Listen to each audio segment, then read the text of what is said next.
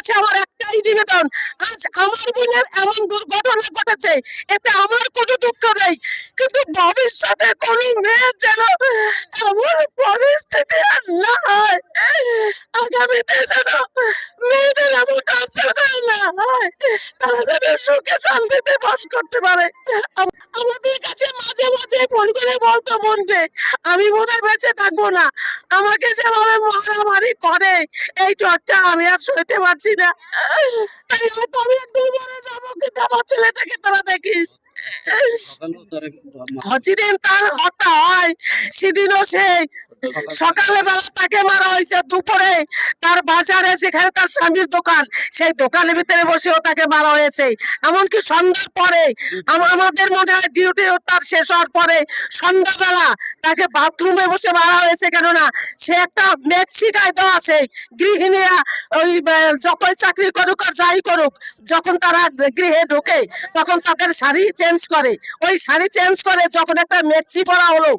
আর সে বাথরুমে যায়, ওই বাথরুমে একটা টুল আছে, আমার মনে হয় যে ওই টুলটা দিয়ে তাকে প্রহার করা হয়েছে, যে কোনো 3টা চেয়ার ভাঙা হয়েছে আর একটা টুল ভাঙা হয়েছে, তখনই তাকে মৃত্যুবরণ করেছে। আর ওই অবস্থায় তাকে ফ্যানের সঙ্গে ঝুলিয়ে দেওয়া হয়েছে, তখন ওখানে একটা চেয়ার আছে আর তার স্থানীয় খাট আছে, ওই খাটের নিচে তার দুটো পা পড়েছে, আপনারা সবাই মোবাইলে দেখেছেন, এতে কোনো ভুল নাই, ইচ্ছাকৃত ভাবে আমার বোন মারা যায়নি। তাই আপনাদের কাছে আমার অনুরোধ, এই সুষ্ঠু মীমাংসা আপনারা করবেন, তার শাস্তির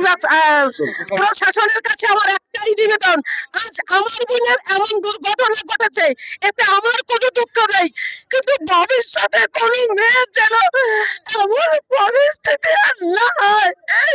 আগামীতে যেন মেয়েদের এমন কষ্ট না হয়, তারা যেন সুখে শান্তিতে বাস করতে পারে।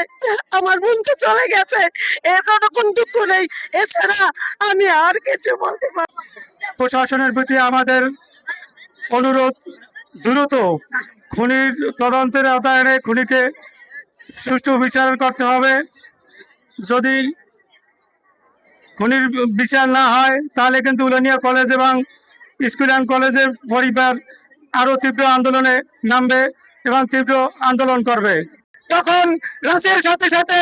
তার যে হাল তবিয়ত আছে এগুলো দেখে, এগুলো পরীক্ষা নিরীক্ষা করে, সেটা সঠিক হয় নাই, এবং তার ঘরে কি অবস্থায় ছিল, দরজা জানালা খোলা ছিল কিনা, বাইরের জানলা পর্দা ঝুলানো ছিল সেটা রাখা ছিল কিনা, সেটা কাউকে দেখতে দেওয়া হয় নাই। আমি মনে করি ওরা নির্যাতনের মাধ্যমে সব্যসাচী এবং তার মা দিবা দাসকে নির্যাতন করে মেরে তারপরে